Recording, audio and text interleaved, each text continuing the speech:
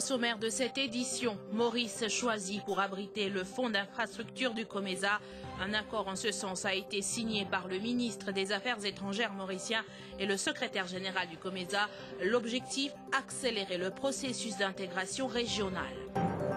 Retombée intéressante du Mauritius International Investment Forum à Balaklava. Plusieurs secteurs d'investissement à Maurice intéressent les hommes d'affaires étrangers. À l'issue de cette rencontre, 3 accords de principe ont été signés et faciliteront l'accès au marché africain pour les investisseurs mauriciens. Petite amélioration au niveau de Marovakwa. Les grosses pluies de ces derniers jours ont été légèrement bénéfiques à nos réservoirs en général.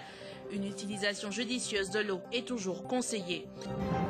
Et puis en Chine, 1 million de personnes évacuées après les inondations causées par des averses.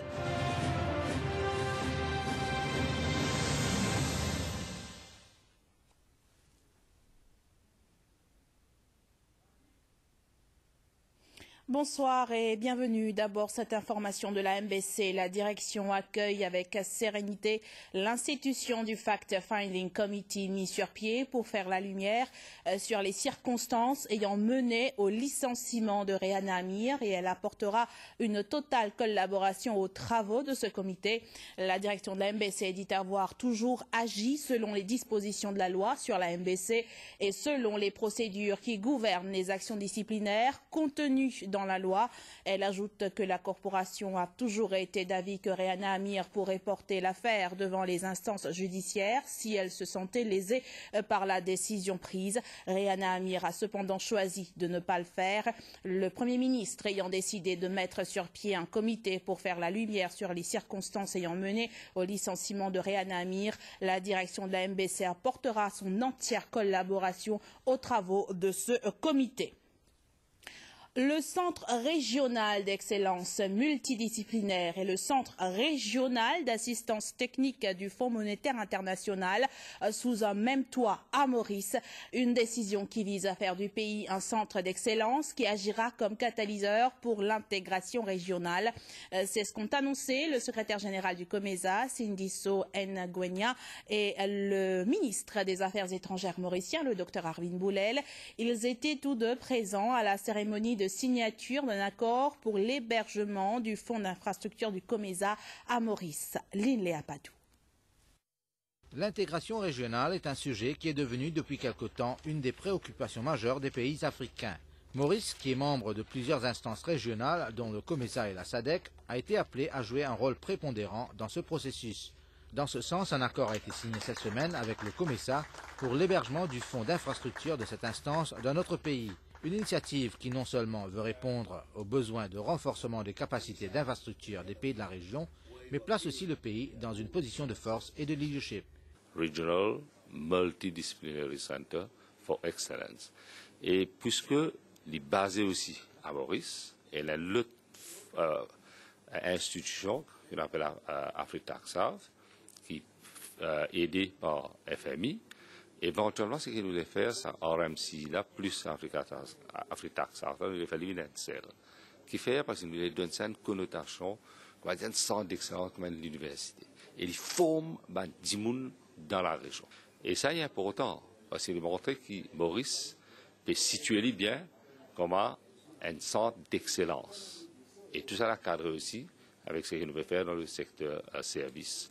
Et donc, pour nous, il est important parce que Maurice peut venir sa région d'excellence pour accélérer ce qu'on appelle l'intégration régionale et le développement économique de l'Afrique. L'image de Maurice en Afrique est celle d'un modèle de développement, selon le secrétaire général du COMESA. The leadership that Mauritius gives to regional integration is disproportionate to its geographical size as well as the population.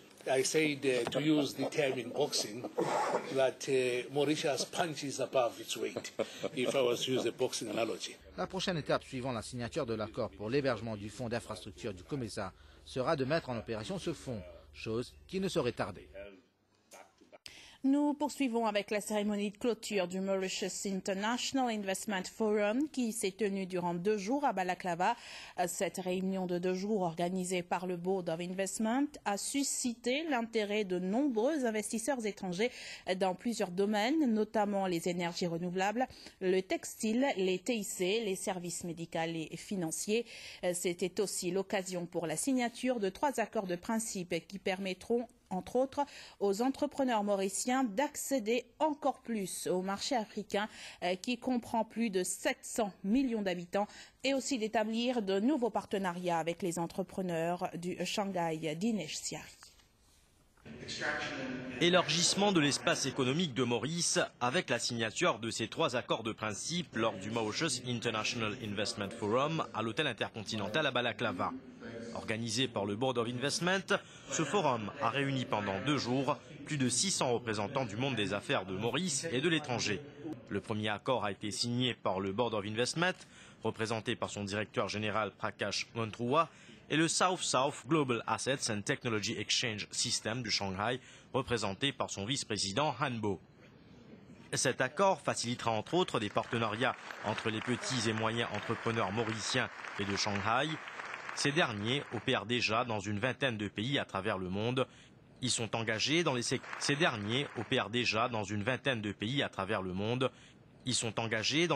du service, de la technologie et des finances entre autres. Les 2 autres accords ont été signés avec le Namibia Investment Center, représenté par son Deputy Director Moses Pakoté, et le Centre de développement et des entreprises du Gabon, représenté par son directeur général Alfred Nguya Banda. Ces 2 accords de principe viennent s'ajouter à 13 autres accords déjà conclus entre le Board of Investment et les agences de promotion de l'investissement des pays africains. Et cela permettra à Maurice de mieux exploiter le marché du continent qui comprend une population de 700 millions d'habitants. Désormais, les entrepreneurs mauriciens peuvent faire du business en Namibie et au Gabon.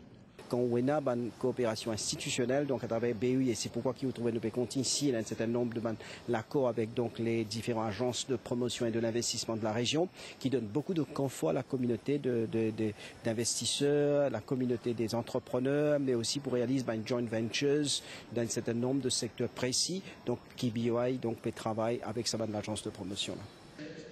Lors de la cérémonie de clôture de ce forum, le vice-premier ministre et ministre des Finances, Pravin Jugnauth, s'est félicité des retombées de ces 2 jours d'échange. Sensibilisation, marketing de l'île Maurice est très important. À ne pas attendre qu'ici, comment dire, nous n'ayons pas de décision et ne pas faire le monde connaît. Mais qui va une décision là été et ne pas vendre sa décision là, ben beaucoup de gens ne pas vous connaît. Maurice qui offert et Maurice qui a l'avantage qui est là.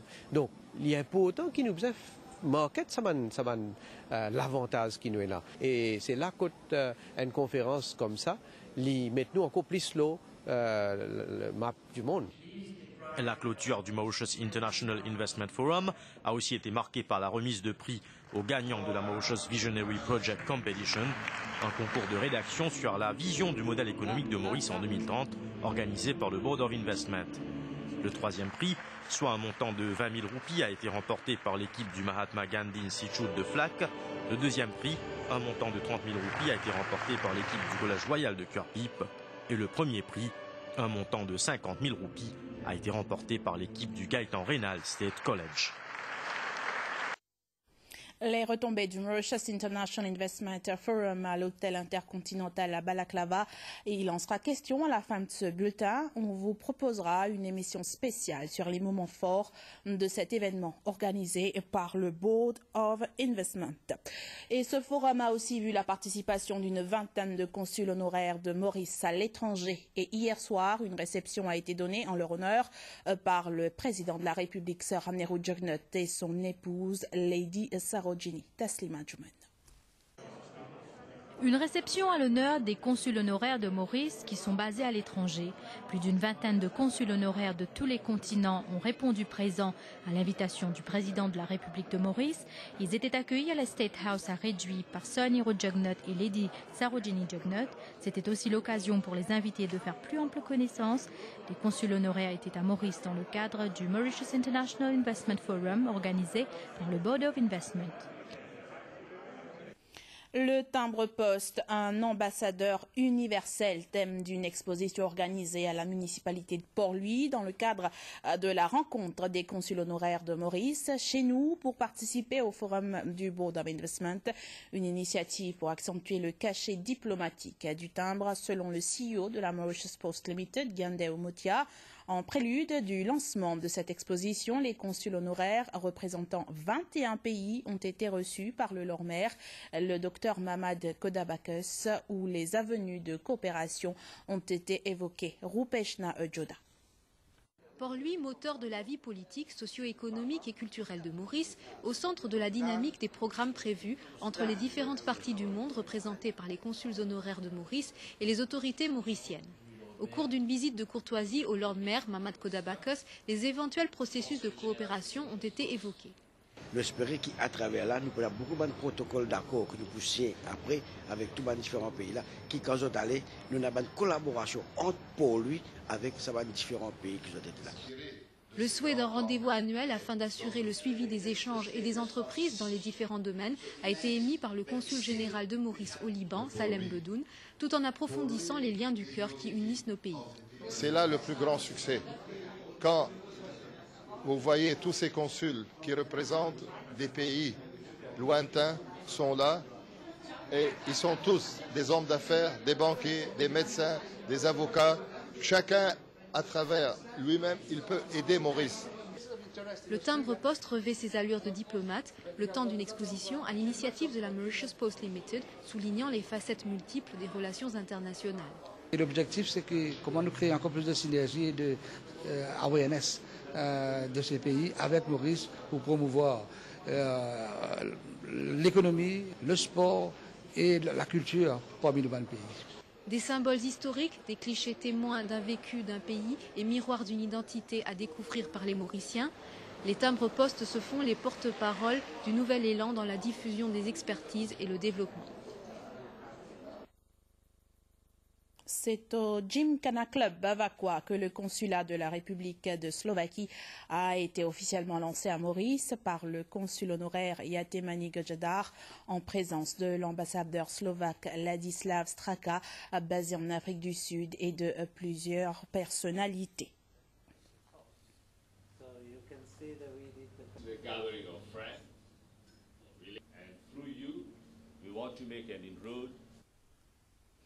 Dans le domaine de l'éducation, le ministre de tutelle, le Dr Vincent Bonoari, a rencontré ce matin les représentants d'étudiants du lycée polytechnique Sir Guy Forget à Flac.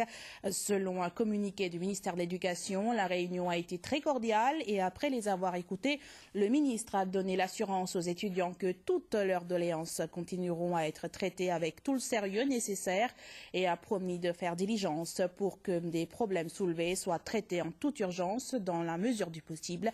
Le ministre a aussi informé les étudiants que les autorités françaises ont déjà été consultées depuis août 2010 et que des négociations sont en cours pour l'élaboration d'une nouvelle convention de coopération. Une délégation composée d'un inspecteur de l'éducation nationale française et d'un professeur et chef de travaux de l'Académie de la Réunion était déjà à Maurice en août de l'année dernière pour la rénovation de la voie professionnelle et a soumis un premier rapport. Le suivi est en cours et un expert français sera à Maurice la semaine prochaine pour faire un état des lieux des facilités existantes et revoir le programme d'études, entre autres pour aller vers une modernisation du lycée. Les étudiants et leurs parents en seront tenus informés. Le ministère de l'Éducation compte sur les étudiants pour que les cours au lycée se déroulent maintenant normalement. Il est prévu que les cours de rattrapage démarrent à partir du lundi 20 juin. Le ministère a établi une ligne de communication directe entre les étudiants et son bureau pour faciliter la communication avec les étudiants en attendant la mise sur pied d'un Students' Council en bonne et due forme. Le Codin Waterfront abritera le 25 juin prochain plusieurs activités sur le thème Village Global. Des étudiants de différentes nationalités donneront des démonstrations de leur culture respective. L'organisateur